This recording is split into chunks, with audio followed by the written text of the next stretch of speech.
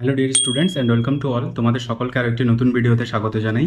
জানি তোমরা আজ সারাদিন খুব একটা টেনশনে আছো, আমিও খুব একটা টেনশনে আছি। ব্যাপারটা হলো যে স্টেট মেডিকেল ফ্যাকাল্টি বলেছিল যে তাদের রেজাল্ট পাবলিশ করা হবে 1/8/2024। তাদের ইনফরমেশন বুলেটিনে যে ডেট দেওয়া ছিল সেখানে বলা ছিল যে 1/8/2024 র্যাঙ্ক কার্ড এবং মেরিট লিস্ট পাবলিশ করা হবে। তো 28 তারিখে পরীক্ষা হয়ে যাওয়ার পরে তোমরা সবাই প্রস্তুত ছিলে যে 1 তারিখে হয়তো রেজাল্ট পেয়ে যাবে, কিন্তু আজ 1 তারিখে এসে সারাদিন চলে যাওয়ার পরেও রেজাল্ট কেন প্রকাশিত হলো না, এটা নিয়ে তোমাদের মধ্যে একটা বড় টেনশন কাজ করছে।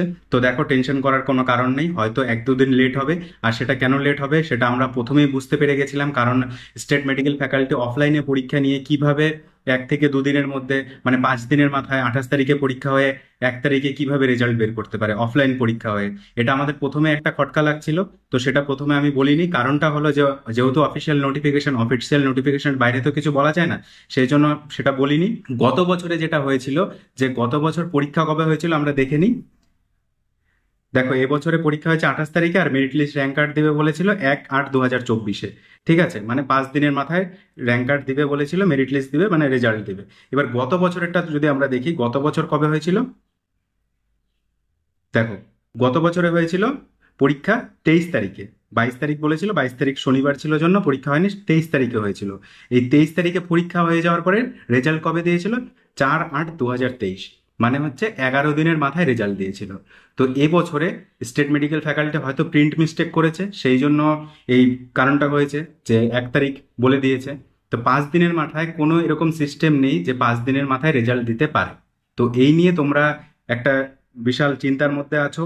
চিন্তা করার কোনো কারণ নেই। তো স্টেট মেডিকেল ফ্যাকাল্টিতে তোমরা হয়তো ফোন করেছিলে, যারা যারা ফোন করেছো তাদেরকে কি বলেছে আমি সেটা জানি না, কিন্তু আমি যেটা বুঝলাম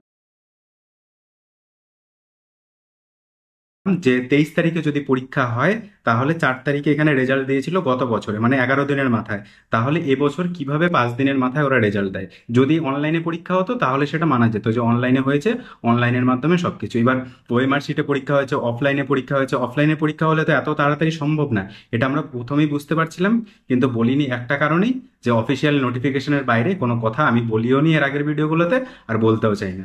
তো তোমরা টেনশন করো না অযথা। তোমাদেরকে একটাই কথা বলবো, যে তোমরা নেক্সট নোটিফিকেশনের আশায় বসে থাকো, কারণ নেক্সট নোটিফিকেশন না বের হওয়া পর্যন্ত কিন্তু আমরা কিছু বলতে পারছি না। আমি তো বলবোই না।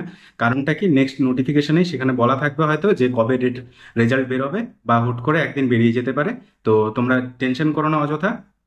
আজকে সবে 5 দিন হলো, 7-8 দিন ওয়েট করো, এই সপ্তাহটা ওয়েট করো, হয়তো সোমবারে বেরোতে পারে বা এই সপ্তাহে বেরোতে পারে।